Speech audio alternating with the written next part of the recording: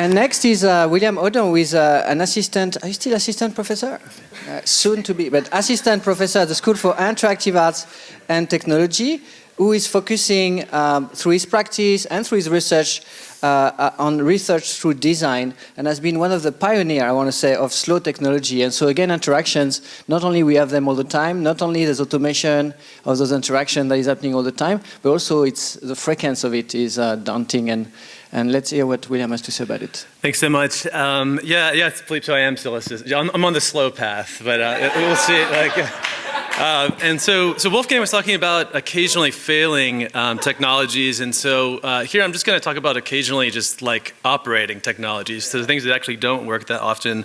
But first, I want to say this is just a great opportunity to kind of share and to get to know folks on different campuses within FCAT, and I really appreciate it. And I've had like the great opportunity within the last year, starting in August actually, almost 1 year, of being able to lead a CFI-funded project to establish a new lab called the Homeware Lab. And really what we're interested in is critical perspectives on domestic technologies in and outside of the home, and even questioning what home is, thinking about connectivity, what that is, and actually really thinking more about those kind of porous spaces, not necessarily always connected or always disconnected, but those really interesting spaces in between. And so we're still setting it up and still building it, but I just kind of wanted to put it out here as a possibility for a collaboration, or just to kind of open it up. Because sometimes it's hard to know what we're all doing. And so, yeah, so don't be a stranger.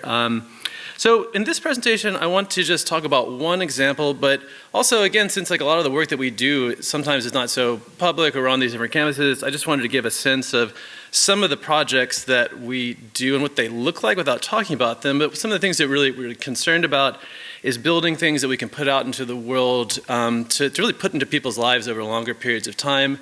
Not so much necessarily to see if they like them, but to open up a participation and a space for dialogue and discussion, and thinking about questioning, what is technology? What is a good life with technology?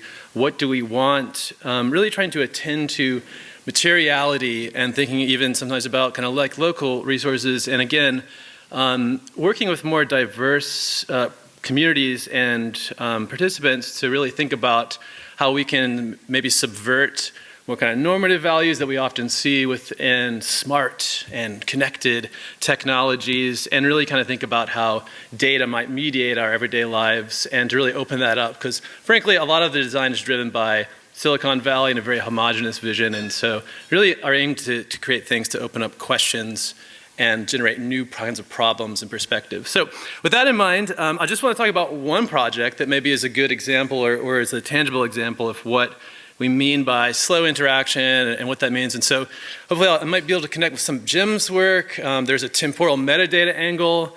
I haven't seen any cat photos yet, so I'm hoping maybe we can alleviate that through the next few minutes here. So just to kind of give, with designers and design researchers, we like to think about framing and where we're coming from. And so within this project, we're thinking about data, personal data, in this specific case, music. And music's been a part of our lives. It helps express our identities. There's often, as you can see in this photo, this kind of very rich materiality to music. So we can listen to it, we can also kind of be with it. And it can really kind of open up a lot of different kinds of experiences due to that.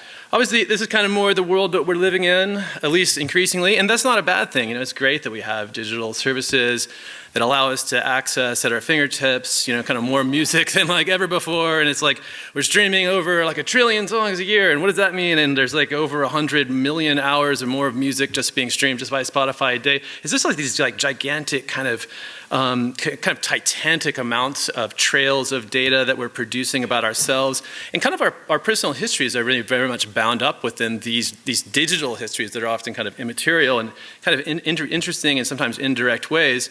So that's really good, but that also sometimes means that we don't have that kind of physical presence to have more casual everyday engagements. Also, this kind of push towards discover new things and consume more, and have technology be more available and maybe vying for our attention can actually be really good, but what does it obscure? Maybe it makes it like less easy to kind of look back, or do we even have the data that is our history and our histories that are bound up in? And then when we start to think about, the future and where we're heading and the amount of kind of like digital stuff that is increasingly kind of like tracking and becoming our histories, it starts to really raise up this question around the longer term and what does that mean? And also, of course, for designers and makers of things, we can't ignore the idea of what we throw into the world. Is it adding time or is it taking away?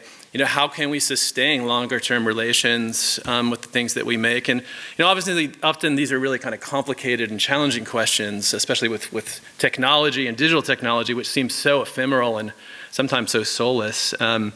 So these questions around, we're creating all this data that we've never experienced, at this rate and scale ever before in human history. What are we going to do with that? And how do we create longer term relations with the things and the technologies in our lives so maybe they aren't so fleeting?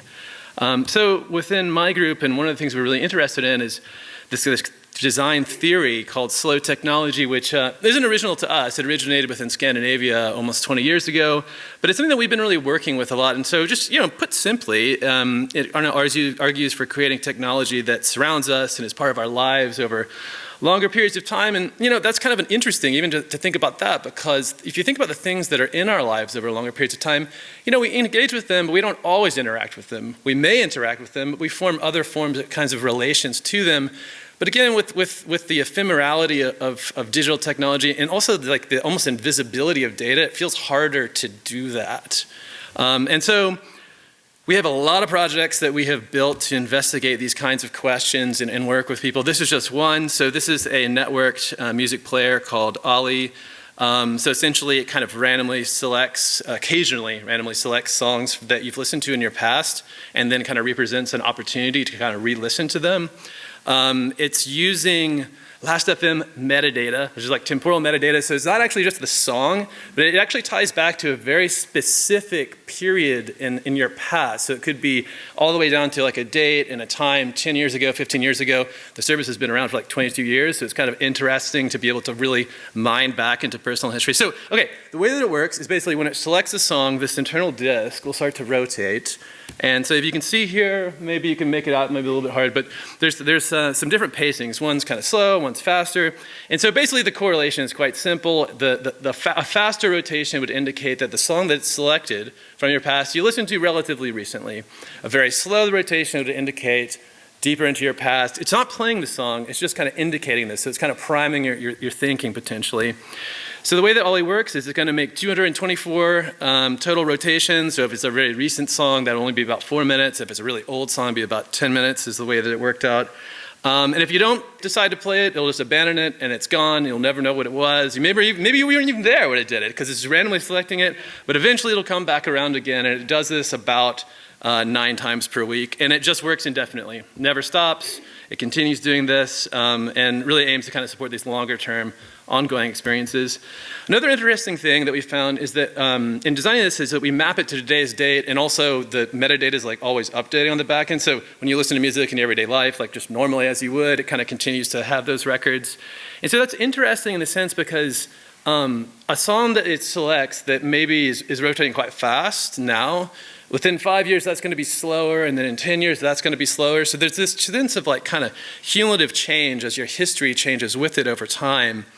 And so there's this sense of accumulation. Okay, so I've been talking about this. I haven't even talked about how you can actually listen to the music. This is all the stuff like leading up to it. And so basically, so you can kind of start to see within this example. So here it has selected a song, and there's this like narrow window of time. Maybe if you happen to be maybe going to water a plant or something, and you catch it out of the corner of your eye. Oh, well, here you go. Okay, so and so the way that you can decide to play the song is by tangibly manipulating the disc, as so. And then pretty quickly it'll play the song. It's coming out of it doesn't come internally, but comes out of a speaker that's connected to and reference to the metadata right there. Okay, another important part of the design though is that it can operate in any orientation. So it can operate lying flat. It's also the disc is mirrored on both sides. It can play, and that's also why we create this kind of teardrop formation.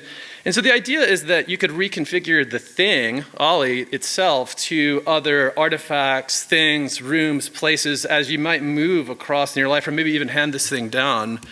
We made it out of 5 mil aluminum that we water jet cut with a epoxy grade boat veneer, which was essentially, so it's like stuff they make cabinets and boats out of, so it will really hold up over time. And just really quickly, we made kind of 3 more like product level versions, put them into people's homes within Vancouver that had last of Vim accounts that were over 10 years old. In one case, there was one, there's the cat, there was one that was even 15 years old. And this gentleman, actually from this photo, he had this account, his original account from when he was 15, so now he's like 30. He has 15 years of experiences of like history and music bound up into it. It's a really fantastic study. So we really have a kind of an ethnographic like interest in doing this kind of work and long-term engagement. I won't really get into the findings too much, but one of the interesting things that we found was that this idea that you could choose to engage with it and that if you missed it, eventually another one would come around. So there's like these periods of unavailability, but then it becomes available. And that idea at first maybe was frustrating for people because they couldn't modulate the frequency. But then over time, they even kind of felt that it gave them more time, or it was like operating on its own time because they could choose. And again, it would always kind of cycle back around eventually. Also, this kind of pending state was really interesting, and it really kind of primed this idea of pre-interaction. So like we could think about interaction or interactivity in some cases being quite minimal, but like priming those experiences, like when it's rotating, thinking about when in my past might that be coming from, and then that moment of actually just like listening to the music. It was really kind of quite like profound in the sense of how it primed just that one experience of listening back to a very particular time in your life. But it's on you to figure that out. So in that sense, like the creativity and the smartness is put onto the person. Yeah, so 3 final things and kind of like qualities that are guiding our design work still is this idea of kind of inviting encounters rather than demanding attention.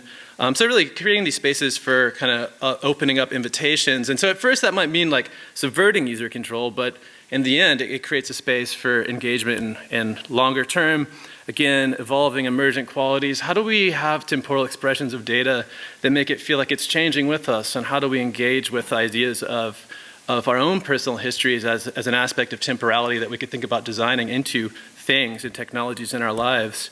And then lastly, this notion of kind of designing, and we're kind of moving beyond interaction. It doesn't mean abandoning an interaction, but when we think about things that we might live with over longer periods of time, also at the starting point when we start to design things, thinking about the multiplicity of relations that we might form with technologies, and also where interaction and engagement is important, but also maybe cohabitation could be perhaps some keys for thinking about longer term engagement.